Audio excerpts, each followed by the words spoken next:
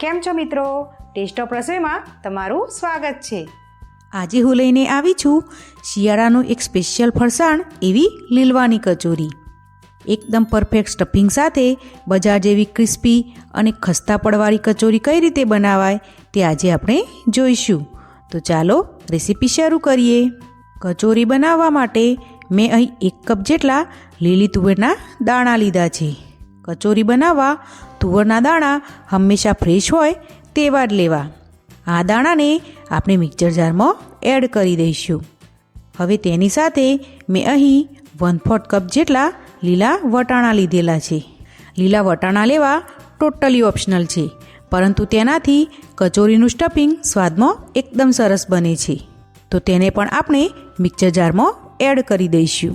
હવે તીખાશ માટે અહીં મેં 4 લીલા મરચાંના પીસ કરીને લીધા છે.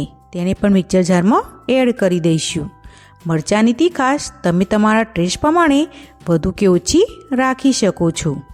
હવે 1 ઇંચ જેટલા આદુના મેં પીસ કરીને લીધા છે, જેને મિક્સર જારમાં એડ કરી દઈશું. હવે સ્ટફિંગમાં રહેલું ભેજનું પ્રમાણ એબ્ઝોર્બ કરવા માટે તેમજ સ્ટફિંગને નટી સ્વાદ આપવા માટે મેં અહીં 2 મોટી ચમચી જેટલા શિંગદાણા લીધેલા છે, જેનો ફોતરાનો ભાગ મેં કાઢી લીધેલો છે, જેને મિક્સર જારમાં એડ કરી દઈશું. હવે આપણા સ્ટફિંગને બાઇન્ડિંગ આપવા માટે આપણે તેમાં 1 થી 1.5 ચમચી જેટલી ચણાની દાળ એડ કરીશું. જો તમારી જોડે ચણાની દાળ ના હોય તો તમે તેની જગ્યાએ ચણાનો લોટ સ્ટફિંગમાં શેકતી વખતે એડ કરી શકો છો. હવે આ બધી જ વસ્તુને આપણે રિવર્સ સાઇડ પલ્સ ઉપર અધકચરું ગ્રાઇન્ડ કરી લઈશું. આપણે તેની એકદમ સ્મૂથ પેસ્ટ નથી બનાવવાની, બસ આ રીતની અધકચરી પેસ્ટ તૈયાર કરવાની છે. હવે આ પેસ્ટને આપણે કૂક કરી લઈશું. તો તે માટે એક પેનની અંદર 2 મોટી ચમચી જેટલું તેલ એડ કરીશું. તેલ હળવું ગરમ થાય એટલે તેમાં અડધી ચમચી જીરું, 1 મોટી ચમચી સફેદ તલ અને ચપટી હિંગ એડ કરી વઘારને સાતરી લઈશું. હવે તેમાં આપણે બનાવેલી બધી જ પેસ્ટ એડ કરી તેને વઘાર જોડે સારી રીતે મિક્સ કરી લઈશું.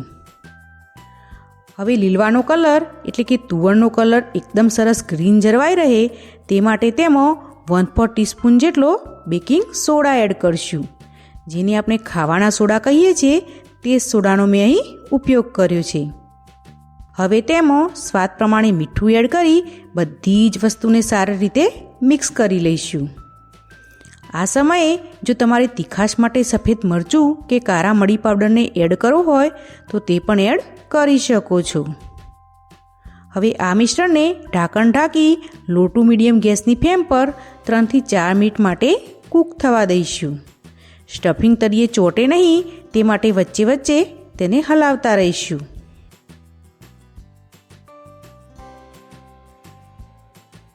લગભગ 4 થી 5 મિનિટ જેવું થઈ ગયું છે ને આપણું સ્ટફિંગ સારી રીતે કૂક થઈ ગયું છે. તો હવે તેમાં 1 મોટી ચમચી જેટલી ખાંડ એડ કરીશું અને સાથે ½ ટીસ્પૂન જેટલો ગરમ મસાલા પાવડર એડ કરીશું. તમે 1 ટીસ્પૂન જેટલો ગરમ મસાલા પાવડર પણ એડ કરી શકો છો. હવે તેમાં 2 મોટી ચમચી જેટલા કાજુના પીસ, 2 મોટી ચમચી જેટલી સૂકી દ્રાક્ષ તેમજ 2 ચમચી જેટલો લીંબુનો રસ એડ કરીશું અને બધી જ વસ્તુને સારી રીતે મિક્સ કરી લઈશું. સ્ટફિંગમાં તમે કોપરાનું છીણ પણ એડ કરી શકો છો. અહીં આપણું સ્ટફિંગ વધુ પડતું ઢીલું ના રહે તેનું ખાસ ધ્યાન રાખવું, નહીંતર આપણી કચોરી બજારમાં મળે છે તેવી નહીં બને. જો તમારું સ્ટફિંગ તળિયે વધુ પડતું ચોંટતું હોય તો તમે તેમાં તેલનું પ્રમાણ થોડું વધારી શકો છો. હવે તેમાં 1/4 કપ જેટલા લીલા કોથમીરના પાન એડ કરી બધી જ વસ્તુને બરોબર મિક્સ કરી લઈશું. હવે આ બધા સ્ટફિંગને ઠંડુ થવા માટે એક ડીશમાં લઈ લઈશું. હવે આપણું સ્ટફિંગ ઝડપથી ઠંડુ થાય તે માટે તેને ડીશમાં ફેલાવી તેને ઠરવા માટે સાઈડ પર રાખી દઈશું. હવે આપણું સ્ટફિંગ રેસ્ટ કરે છે ત્યાં સુધીમાં આપણે કચોરીના બહારના લેયર માટે લોટ બાંધી લઈશું. તો તે માટે મેં અહીં 1 કપ મેંદો લીધો છે, જેને આપણે ચાળી લઈશું. તમે મેદાની જગ્યાએ ઘઉંનો લોટ પણ વાપરી શકો છો, પરંતુ બજારમાં મળતી કચોરીનું બહારનું પડ મેદામાંથી જ બનાવવામાં આવતું હોય છે. હવે આપણે તેમાં સ્વાદ પ્રમાણે મીઠું ઉમેરીશું. ત્યારબાદ અડધી ટીસ્પૂન જેટલો અજમો આ રીતે હાથથી મસળીને એડ કરીશું, જેથી તેની ખૂબ જ સરસ ફ્લેવર કચોરીમાં આવે.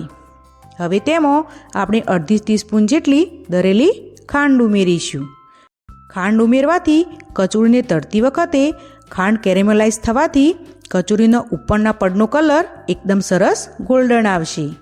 હવે અહીં મેં અડધી ચમચી જેટલો લીંબુનો રસ લીધો છે, જેને આપણે મેદામાં એડ કરી દઈશું.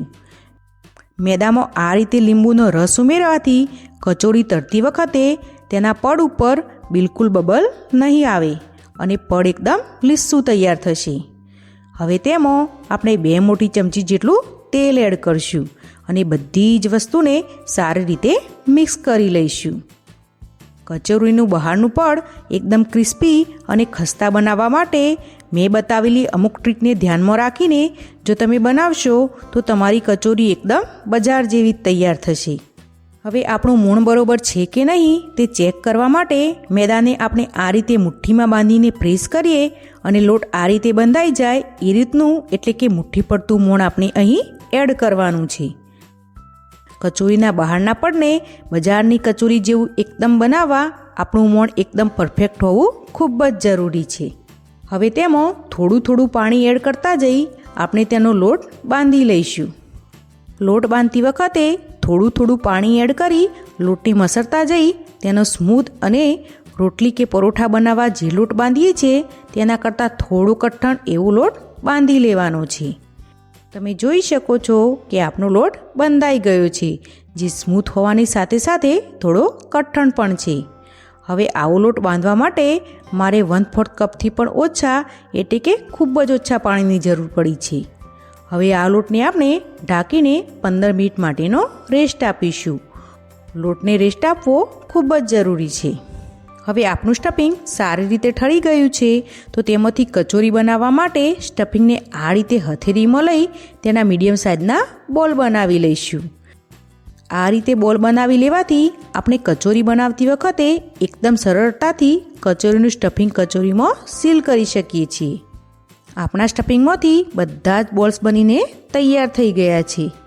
1 કપ તુવરના દાણામાંથી લગભગ 15 જેવી આપણી કચોરી તૈયાર થશે.